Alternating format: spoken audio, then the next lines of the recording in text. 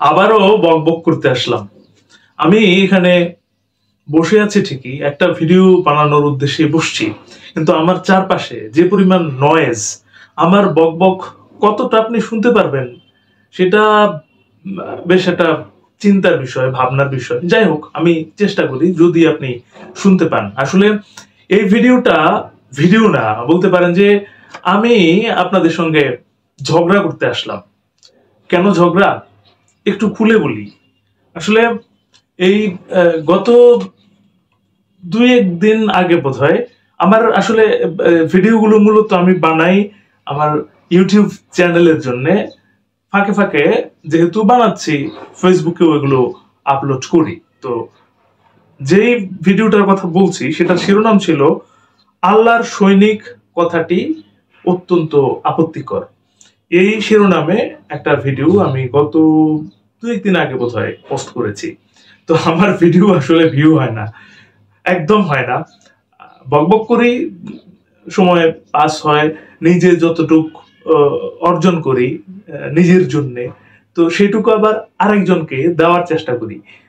পেশায় মাস্টার তো তো অভ্যাস হয়ে গেছে, কাউকে নিজে যতটুকু জানতে পারি ঠিক ততটুকু আরেকজনকে জানানোর একটা ইচ্ছা আমার ভেতরে কাজ করে। আর সেই কারণেই এইটাকে আমি আবার ভিডিও বানিয়ে রেখে দিই, যদি কেউ দেখে, যদি কারো কোনো উপকারে আসে। সেই কারণেই আল্লাহর সৈনিক কোট করেছিলাম কথাটা। আল্লাহর সৈনিক একটা ইনভার্টেড কমার ভেতরে কথাটাকে কোট করেছিলাম এবং বলেছিলাম কথাটি অত্যন্ত আপত্তিকর, এবং আরো কিছু বর্ণনা ছিল, আপনারা চাইলে ভিডিওটা দেখে নিতে পারেন। তো দেখলাম যে আমার সেই ভিডিও, বলছিলাম যে আমার ভিডিও ভিউ হয় না, সেখানে দেখলাম যে 300+। মানে এটা ধরে নিতে হবে যে জীবনে প্রথম 300+ হয়ে গেছে আমার কোনো ভিডিওতে। তো সেখানে কমেন্টও দেখলাম, কয়েকটা কমেন্ট, কখনোই কমেন্ট আসে না, কমেন্ট দেখলাম। একজনে লিখেছে আমাকে পাগল। আসলে হ্যাঁ ভাই, আপনি যে পাগল লিখেছেন একদম ঠিক লিখেছেন, আমি পাগল। যারা সৃষ্টিশীল কাজের সঙ্গে যুক্ত থাকে তারা আসলে কোনো না কোনো ভাবে কিছু না কিছুটা পাগল থাকেই। আসলে আমরা প্রত্যেকেই সৃষ্টিশীল মানুষ, কোনো না কোনো ভাবে আমরা প্রত্যেকেই আসলে পাগল। সেই ক্ষেত্রে উনি যেহেতু আমাকে পাগল বলেছেন, আমি আসলে নাম উল্লেখ করলে পারতাম, কিন্তু আমি নাম উল্লেখ করছি না, আসলেই আমি পাগল। আরেকজন বলেছে বলদ। এইটাও আমি মেনে নিতে পারি। কেন জানেন? আমার এক ছাত্র, ক্লাসে একদিন ছাত্রকে বলছিলাম যে একটা থলের মধ্যে টাকা আছে, আরেকটার মধ্যে বিদ্যা আছে, তুমি কোনটা নিবা? ও বলছিল যে স্যার, যেটার মধ্যে টাকা আছে আমি সেটা নিব। আমি বললাম উত্তরে যে দেখো, আমাকে যদি তুমি প্রশ্নটা করতা, তাহলে আমি কিন্তু যেটাতে বিদ্যা আছে সেটাই নিতাম। ছেলে তখন আমাকে বলল, স্যার, যার যেটা অভাব হ্যাঁ তো এটাই নিব। বুঝতে পেরেছেন? আসলে আপনি আমাকে বলদ বলেছেন, আমি আসলেই বলদ। তা না হলে যেটাতে বিদ্যা আছে সেটা আমি কেন নিতে চাই? আমি তো আমার ওই ছাত্রের মতো যেটাতে টাকা আছে সেটাই নিতে পারতাম, তাই না? আমি একটা বলদ। আরেকজন বলেছে ঠিক বলেছেন ভাই। আমি জানি না আমি ঠিক বলেছি কিনা, আমি ওই জ্ঞানটুকু একজন ইসলামিক স্কলারের বক্তব্য থেকে অর্জন করেছিলাম। সেটা আমি যেহেতু জেনেছি, আমি সেটা আরেকজনকে জানানোর জন্য ভিডিও আকারে ওখানে রেখে দিয়েছিলাম।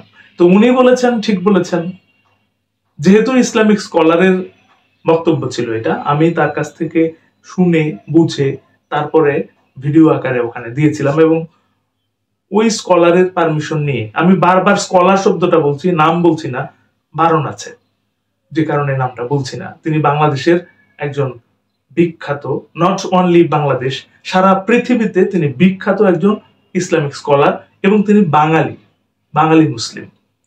তো যারা আমাকে পাগল, বলদ, ঠিক বলেছেন, এই সমস্ত কথা বলেছেন, তারা এখন নিজেরা ঠিক করে নেবেন যে সেই ইসলামিক স্কলারের বক্তব্য বলদের বক্তব্য, পাগলের বক্তব্য নাকি আমি আসলে জানি না। যাই হোক, এরপরে আরেকটা মন্তব্য, আরেকটা কমেন্টস যেটা আমি পড়ে শোনাতে চাই।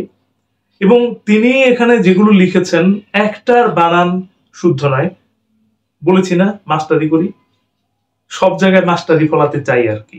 যাই হোক, বানানটা তো আমি আপনাদেরকে এখানে পড়ে শোনাতে পারবো না, বানানগুলো হয়তো বললে হতো, আমি বলবো না। শুধু বললাম যে ওনার বানানে প্রচুর ভুল আছে। যাই হোক, উনি লিখেছেন, আর বাক্যে তো ভুল আছেই, বাক্যটা হয়তো আমি ভুলটাই করব, বানানটা শুধু আপনাকে বললাম না। উনি বলেছেন আপনি মূর্খ দিন ইসলাম বিষয়ে অজ্ঞ। বাক্যটা খেয়াল করবেন, আপনি মূর্খ দিন ইসলাম বিষয়ে অজ্ঞ দাঁড়ি। আমি অর্থটা বুঝতে পেরেছি। হ্যাঁ, ওই যে আগেই বলেছি বলদ, আমি যেটাতে বিদ্যা আছে সেটা নিয়েছি, টাকার ব্যাগ নিইনি, সেই অর্থে আমি মূর্খ। অজ্ঞ, অজ্ঞ তো অবশ্যই। আমি যদি অজ্ঞ না হতাম তাহলে খুঁজে খুঁজে বাংলাদেশে আমার আশেপাশে যে ইসলামিক স্কলার গুলো আছে, আমি তাদের কাছে যেতে চাই, তাদের সান্নিধ্য পেতে চাই, তাদের কাছ থেকে জানতে চাই। আমার অজ্ঞতা আছে, অজ্ঞতা আছে বলেই আমি জানতে চাই। তো আপনার মন্তব্যের এই অংশটা ঠিক আছে। এরপরে আপনি বলেছেন আগে দিন ইসলাম মানব সৃষ্ট লক্ষ্য বিষয়ে পড়াশোনা করেন। বাক্যটা আমি পড়েছি, উনি যা বলেছে, আগে দিন ইসলাম ও মানব সৃষ্ট লক্ষ্য বিষয়ে পড়াশোনা করেন। আমি অর্থটা বুঝতে পেরেছি, আমি আপনার কথাটা রাখবো। আমি আসলে চেষ্টা করছি, পড়াশোনা করার চেষ্টা করছি, স্কলারদের সান্নিধ্যে গিয়ে বোঝারও চেষ্টা করছি ইসলাম সম্পর্কে। যেহেতু আমি মুসলিম, আমাকে জানতে হবে। মৃত্যুর পরে আল্লাহ যদি আমাকে জিজ্ঞেস করে যে তোমাকে 70 বছরের জীবন দিয়েছিলাম, এটা একটা ধরে নিলাম 70 বছর, বেশি হতে পারে, আরো কমও হতে পারে, আরো আগেই হয়তো আমি চলে যেতে পারি, আল্লাহর ইচ্ছা। তো উনি আমাকে বলেছেন যে আমাকে জানতে হবে, সেই বিষয়ে বলছি যে আপনি আমাকে বলেছেন অজ্ঞ, আমি চেষ্টা করছি, জানার চেষ্টা করছি। বিশেষ করে চেষ্টা করার পিছনের আমার ভেতরে যে বিষয়টি কাজ করে সেটি হচ্ছে যে আমার মৃত্যুর পরে 70 বছরের, 50 বছরের, 100 বছরের জীবনের মৃত্যুর পরে আল্লাহ যদি আমাকে জিজ্ঞেস করে তোমাকে এত বছরের জিন্দেগি দিয়েছিলাম পৃথিবীতে, এই যে কোরআন আমি তোমাকে দিয়েছি, এই কোরআনের কাভার পৃষ্ঠা থেকে লাস্ট যে পৃষ্ঠাটা আছে, লাস্ট পৃষ্ঠার মাঝখানে যে কথাগুলো আমি লিখে রেখেছিলাম, যেটা তোমাকে পড়তে দিয়েছিলাম, তোমার ধর্মের প্রধান কিতাব হিসেবে আমি তোমাকে দিয়েছিলাম, তুমি কি সেটি পড়েছিলে? আমি আসলে কি জবাব দেব? আমি তো আসলে পড়িনি। বিশেষ করে আরবি তো আমি বুঝি না, আমি বাঙালি, বুঝি না, সকল আরবির অর্থ আমার পক্ষে বোঝা সম্ভব না। সেই কারণে আমি চেষ্টা করি এবং বাংলা একটা সিদ্ধান্ত নিয়েছি, যেহেতু আমি আরবি বুঝি না, বাংলা কোরআন পড়ব। এর মধ্যে আজকে টেলিভিশনে একটা প্রোগ্রাম হচ্ছিল, আমি এখানেও সেই ইসলামী চিন্তাবিদের নামটা বলবো না, তিনি বলছিলেন, আমি যে কথাটা বলছি এরকম একটা বক্তব্য উনি বলছিলেন যে যারা বলে আরবি বুঝি না, এই জন্যে বুঝে কোরআন পড়তে হবে, বাংলা সহ বুঝে পড়তে হবে, তাদেরকে তিনি বলেছেন যে তারা নাকি কোরআনকে মানুষের কাছ থেকে দূরে সরিয়ে দিচ্ছেন।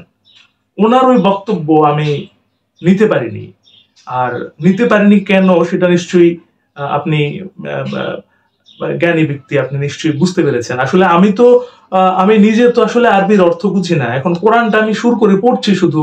আমার জীবনে এই কোরআনের কোনো বাক্যকে আমি কাজে লাগাতে পারবো না যদি না আমি এর ব্যাখ্যা, এর অর্থ বাংলায় বুঝতে না পারি।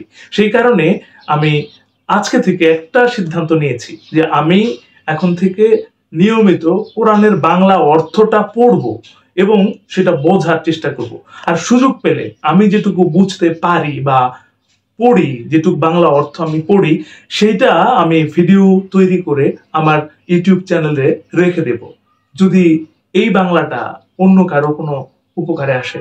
আমার সেই ইসলামিক স্কলার ভাই আমাকে বলেছিলেন যে 5 ওয়াক্ত নামাজের বাইরে আপনি অন্তত 1 ঘন্টা সময় প্রতিদিন আল্লাহর কাজের জন্য রাখুন। তো আমি জিজ্ঞেস করেছিলাম যে ভাই আল্লাহর কাজ বলতে আসলে কি, আমি 1 ঘন্টা সময় কি করতে পারি? উনি আমাকে বলেছিলেন যে আপনি কোরআন পড়তে পারেন, আপনি মানুষের সেবায় এগিয়ে আসতে পারেন, আপনি যে কাজটি ভালো পারেন সেটি করতে পারেন। যেমন ধরেন আপনি ভালো এডিট করতে পারেন, ভিডিও এডিট করতে পারেন। তো আপনি এই ইসলামিক কথাগুলো আপনি যেটুকু জানলেন সেটুকু একটা ভিডিও করে এডিট করে রেখে দিন না এখানে, এইটাও আল্লাহর কাজ হবে।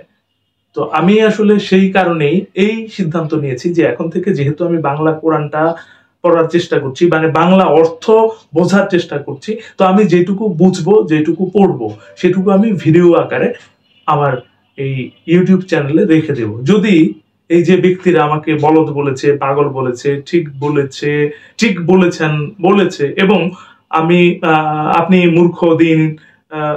মূর্খ দিন ধর্ম বিষয়ে অজ্ঞ, এই বিষয়ে যারা আমাকে বলেছেন, এরকম যারা জানেন তারা তো জানেনি। এখানে আমি জানি অনেকেই হয়তো আমার এই ভিডিও যদি দেখে, যারা জানে না, আমার মতো বোঝে না, তারা অন্তত ওইটুকু বাংলা অর্থ বুঝতে পারবে। যদি তিনি মুসলিম হন, তিনি হয়তো এইটুকু দেখে কোরআনের এইটুকু বাংলা মর্ম যদি তিনি বুঝতে পারেন, তাহলে হয়তো একটি শব্দ যদি তিনি তার জীবনে কাজে লাগাতে পারেন, আমি মনে করব এটাই হবে আমার জন্য ওই ইসলামিক স্কলার যে ভাই যিনি আমাকে বলেছেন যে আল্লাহর কাজের জন্য নামাজের বাইরে আরো 1 ঘন্টা সময়, অন্তত 1 ঘন্টা সময় কাজে লাগানোর, তো এইটা অন্তত আমি মনে করব সেইভাবেই হবে। আর এই জন্যেই আমি এই বাংলা আমি যেটুকু অর্থ পড়বো বুঝবো সেটা আমার ইউটিউব চ্যানেলে রেখে দিব। ফেসবুক চ্যানেলেও থাকবে, ফেসবুক প্রোফাইলেও থাকবে, আমার একটা পেজ আছে সেখানেও থাকবে। আমার বন্ধুরা আমার ফেসবুকে যারা আছেন তারা দেখবেন, আমার সাবস্ক্রাইবার যারা ইউটিউবে আছেন, অল্প কিছু আছেন, তারাও একটু দেখবে, হয়তো তাদের কোনো কাজে আসবে। আর সেখান থেকেই আজকে আমি কোরআনের যে অংশটুকু পড়েছি সেইটা এখানে একটু রেখে দিতে চাই ভিডিও আকারে। তো আজকে আসলে আমি পড়েছি আল কোরআনের একটা সূরা, প্রথম সূরা আল কোরআন যে অংশটা, সেটা বাংলা অর্থটা আমি আপনাদেরকে এখানে একটু পড়ে শোনাই। সূরা আল ফাতিহা, সূরা আল ফাতিহা, এটার আয়াত হচ্ছে 7টি। সূরা আল ফাতিহা মক্কায় অবতীর্ণ হয়েছে। এটার প্রথম আয়াত হচ্ছে, আয়াতের বাংলা অর্থ হচ্ছে রহমান রাহিম আল্লাহ তাআলার নামে আরম্ভ করছি। 2, সমস্ত প্রশংসা আল্লাহ তাআলার জন্যে, তিনি সৃষ্টিকুলের মালিক। 3, তিনি পরম দয়ালু, অতি মেহেরবান। 4, তিনি বিচার দিনের মালিক। এবং 5 নম্বর আয়াতে আছে, হে প্রভু, আমরা তোমারই বন্দেগী করি এবং তোমারই সাহায্য চাই। 6 নম্বরে আছে, তুমি আমাদের সরল ও অবিচল পথটি দেখিয়ে দাও। 7 নম্বর, তাদের পথ যাদের উপর তুমি অনুগ্রহ করেছো এবং তাদের পথ নয় যাদের উপর অভিশাপ দেওয়া হয়েছে, এবং তাদের পথও নয় যারা পথভ্রষ্ট হয়ে গেছে। তো এইটুকু আজকে আমি বুঝেছি, জেনেছি, পড়েছি, এখানে রেখে দিলাম, যদি কারো কাজে আসে।